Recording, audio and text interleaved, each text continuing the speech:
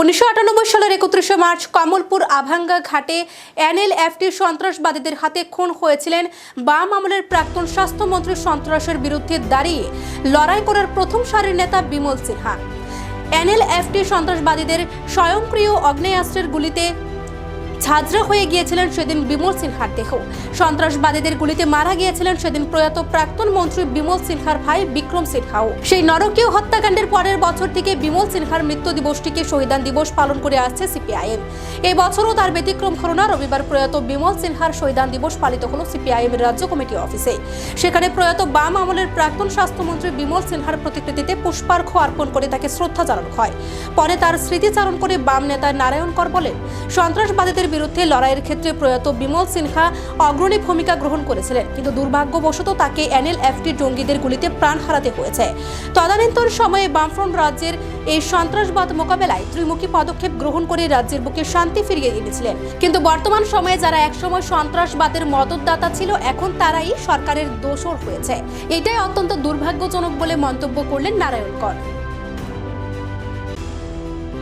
1998 সাল আজকের দিন 31 মার্চ কমলপুরের আভাঙ্গা ঘাটে এনএলএফটি সন্ত্রাসবাদীদের হাতে আমাদের পার্টির তৎকালীন রাজ্য কমিটির সদস্য, রাজ্য বামফ্রন্ট সরকারের মন্ত্রী এবং প্রত্যেকটি লড়াই সংগ্রামের সামনের সারির নেতা কমরেড বিমল সিনহাকে নৃশংসভাবে খুন হয়।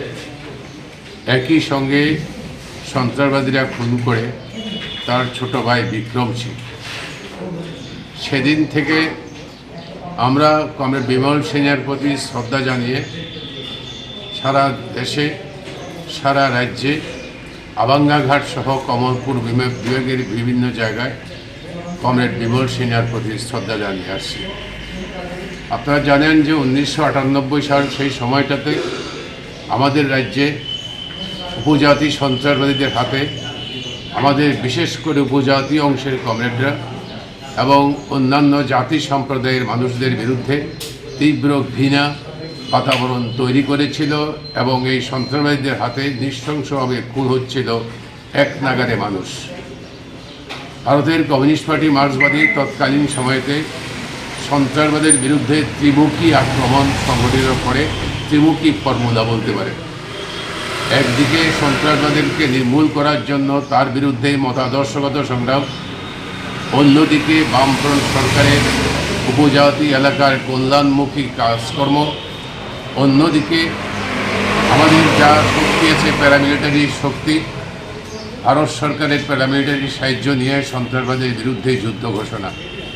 এই ত্রিমুখী আক্রমণের মধ্য দিয়ে সন্ত্রাসবাদকে ত্রিপুরার মানুষের অসংখ্য জাতি উপজাতি মানুষের সমর্থন নিয়ে